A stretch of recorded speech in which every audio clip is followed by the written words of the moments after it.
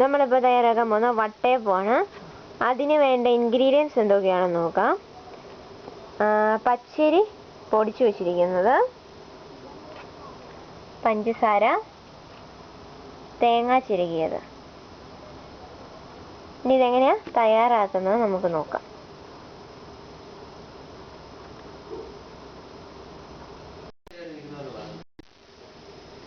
ഇപ്പോൾ നമ്മൾ ഉണ്ടാക്കാൻ പോകുന്നത് വട്ടയപ്പം. അതിനാണ് ഇൻഗ്രീഡിയൻസ് എന്തൊക്കെയാണെന്ന് നോക്കാം. പൊടിച്ചു വെച്ചിരിക്കുന്ന പച്ചരി, പഞ്ചസാര, ഈസ്റ്റ്, തേങ്ങ ചിരകിയത്. തേങ്ങ നമുക്ക് മിക്സിയിലിട്ട് നന്നായിട്ട് അരച്ചെടുക്കാം. ഇത് വട്ടയപ്പത്തിന് വേണ്ടി കപ്പ് കാച്ചാൻ വേണ്ടി എടുത്തു വെച്ചിരിക്കുന്ന പൊടിയാണ്. ഇനി ഇതിലേക്ക് നമുക്ക് വെള്ളം ആഡ് ചെയ്യാം.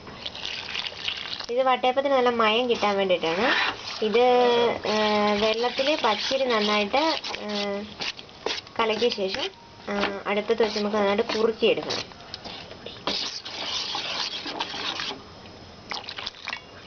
പച്ചരിപ്പൊടി നന്നായിട്ട് നമ്മൾ കലക്കിയിട്ടുണ്ട്. ഇനി നമുക്ക് തീ കത്തിച്ച് നല്ല കുറുക്കിയെടുക്കാം. കപ്പ് കാച്ചി നന്നായിട്ട് കുറുകി വന്നിട്ടുണ്ട്. ഇനി നമുക്ക് തീ ഓഫ് ചെയ്ത് വയ്ക്കാം.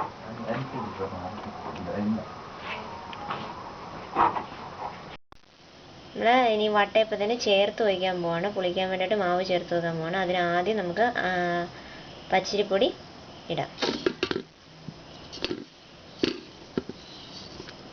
നമ്മൾ പച്ചരി പൊടിച്ച് വെച്ചിരുന്ന പൊടിയാണ്.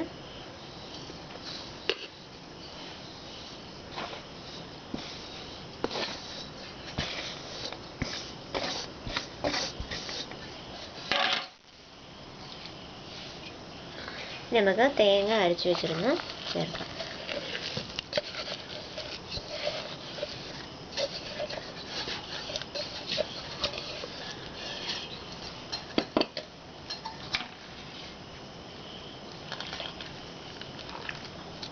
ഇനി കപ്പ് കാച്ചി വെച്ചിരുന്ന മാവ് ചേർക്കാം.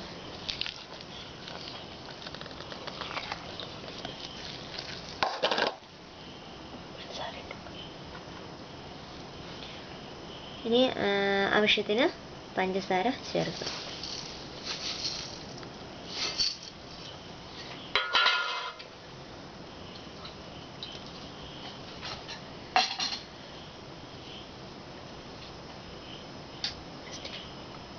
പുളിക്കാൻ വേണ്ടിയിട്ട് കുറച്ച് ഈസ്റ്റ് ചേർക്കാം. നമുക്ക് നമ്മുടെ വട്ടയപ്പം നന്നായിട്ട് പുളിച്ച് പൊങ്ങി വരാൻ വേണ്ടിയിട്ടാണ്.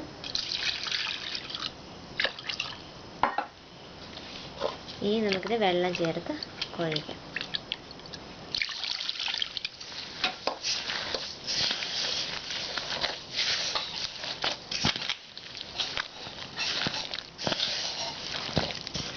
ആവശ്യത്തിന് വെള്ളം ചേർത്ത് നന്നായിട്ട് കുഴച്ചെടുക്കാം.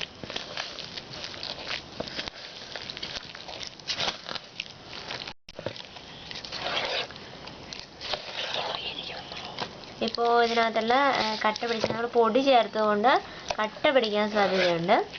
അപ്പം അതൊക്കെ നന്നായിട്ട് പൊടിച്ച് നന്നായിട്ട് മിക്സ് ചെയ്ത് എടുക്കണം.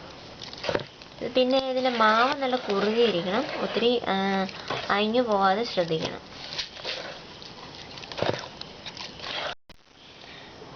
വട്ടയപ്പത്തിനുള്ള മിക്സ് നന്നായിട്ട് യോജിപ്പിച്ചിട്ടുണ്ട്. ഇനി ഇതൊരു 6 മുതൽ 8 മണിക്കൂർ വരെ പുളിക്കാനായിട്ട് നമുക്ക് വയ്ക്കാം.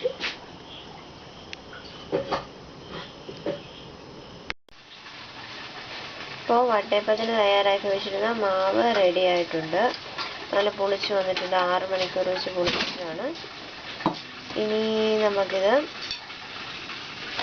ഇതേപോലെ പരന്ന് ഒരു പാത്രം എടുത്ത് അതിലേക്ക് അതിൻ്റെ ഒരു ഹാഫ് ഭാഗം വരുന്ന ഇത്രയും മാവ് ഒഴിച്ച് വയ്ക്കാം.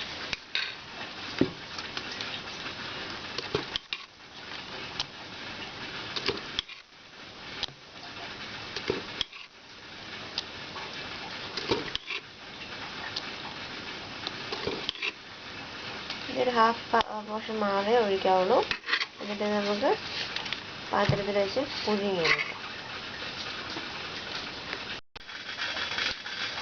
ഇത് നമ്മൾ ഇഡ്ഡലി പാത്രത്തിൽ സ്റ്റീം ചെയ്ത് എടുക്കാനായിട്ട് വെച്ചിരിക്കുകയാണ്. ഇനി നമുക്കിത് അടച്ചു വെച്ച് പുഴുങ്ങിയെടുക്കാം. ഇതാണ് നമ്മൾ തയ്യാറാക്കിയ വട്ടയപ്പം. ഇനി നമുക്ക് പീസ് ചെയ്ത്